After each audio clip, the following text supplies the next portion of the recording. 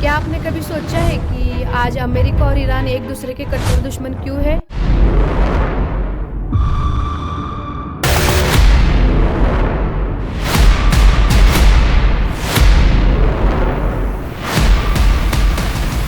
इस दुश्मनी की जड़ें छिपी है ईयर 1953 में। अमेरिका की सीक्रेट एजेंसी CIA ने एक डेमोक्रेटिक गवर्नमेंट को गिराने के लिए एक सीक्रेट ऑपरेशन चलाया, जिसका नाम था ऑपरेशन अजाद। देखिए, इंडिया से इधर वेस्ट में है मिडल ईस्ट और यहाँ है ईरान। पहले इसे पर्शिया बोलते थे। ईरान जियोपॉलिटिकली बहुत इम्पोर्टेंट है और ईरान में ऑयल और रिसोर्सेज भी बहुत है। देखिए, ईयर 1950 में ईरान एक स्वतंत्र देश था और उनकी सबसे कीमती संपत्ति ऑयल थी, लेकिन वो उनके ही हाथ में नहीं थी। ईरान का पूरा ऑयल बिजनेस ब्रिटेन की company Anglo Iranian oil company के अंडर में थी। ईरानी लोगों को अपने ही तेल से बहुत ही कम फायदा मिल रहा था। इसी समय ईरान में एक नेता उभरा, हिस्टोरिकल डिसीजन लिया। इन्होंने ईरान के ऑयल को अपने अंडर में लिया, मतलब ईरान का ऑयल ईरान के जनता का होगा। ये फैसला ईरानी जनता के लिए बड़ी गर्व की बात थी, लेकिन ब्रिटेन और अमेरिका के लिए बड़ा झटका था। पर ब्रिटेन को डर था कि उसका अरबों डॉलर का बिजनेस खत्म हो जाएगा। ये टाइम था कोल्ड वॉर का।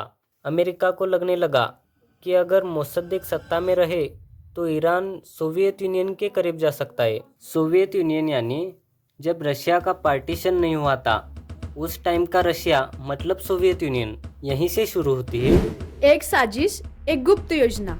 ईयर 1953 में अमेरिका की सीक्रेट एजेंसी CIA और ब्रिटेन की सीक्रेट एजेंसी MI6 ने मिलकर एक सीक्रेट मिशन बनाया।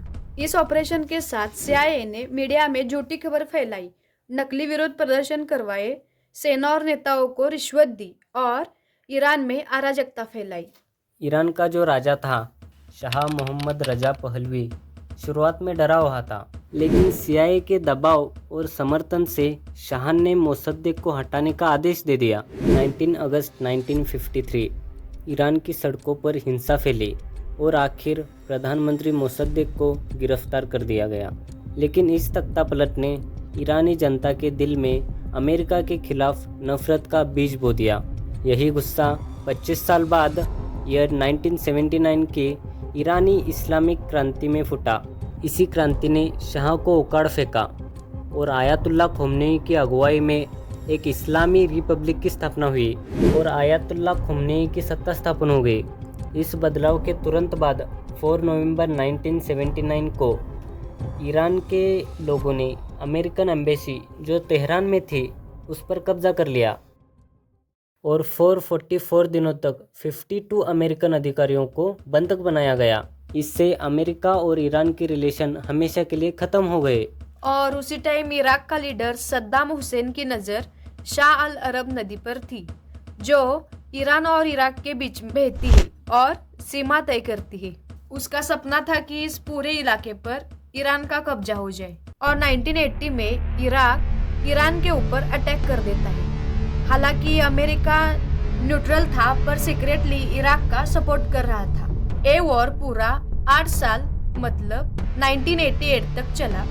इस वॉर में उसके बाद ईयर 1990 में ईरान ने न्यूक्लियर प्रोग्राम स्टार्ट कर दिया और ये बात अमेरिका को पता चलने के बाद अमेरिका ने ईरान के ऊपर इकोनॉमिक सैंक्शन लगा दी। इससे जो ईरान की इकोनॉमी थी वो पूरी तरह बर्बाद हो गई। ईयर 2015 में एक बड़ा मोड़ आया जब ईरान और वर्ल्ड के powerful countries like Russia, Germany, France, USA, UK के बीच एक JCPOA मतलब joint cooperation plan of action agreement sign हुई, जिसमें ईरान ने न्यूक्लियर प्रोग्राम पर नियंत्रण लिया और सैंक्शंस में ढील मिली।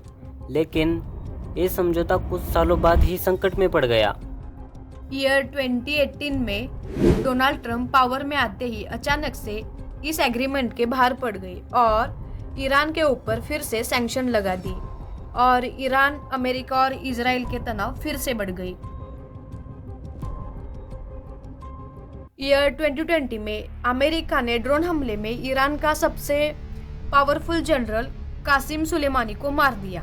इसके बाद ईरान ने जवाब में इराक में अमेरिका का जो भी मिलिट्री बेसिस था उस पर हमला किया। इस टाइम में ईरान ने हमास और हिजबुल्लाह इन आतंकवादी संगठनों को समर्थन दिया। इसके बाद 2023-24 में सीरिया और ईरान के ठिकानों पर लगातार हमले किए। 2025 पहली बार ईरान ने सीधे इजराइल पर ड्रोन और मिसाइलें दागी। इजराइल ने जवाब में ईरान के मिलिट्री और न्यूक्लियर ठिकानों पर हवाई हमले किए। पूरा मिडल ईस्ट युद्ध के कगार पर आ गया। 2026 ईरान में इकोनॉमिक क्राइसिस शुरू हो गई और ईरान गवर्नमेंट के अगेंस्ट प्रोटेस्ट चल रहा है और ईरान गवर्नमेंट ने प्रोटेस्टर्स के अगेंस्ट इंटरनेट इलेक्ट्रिसिटी ब्लॉक कर दिया है कि कई प्रोटेस्टर्स की जान चली गई है। और अमेरिका ने भी कहा है हम ईरान के प्रोटेस्टर्स के साथ हैं और अमेरिका और ईरान में फिर से वॉर हो सकता है। जो भी अपडेट आएगा मैं आपको इन्फॉर्म कर दूंगा।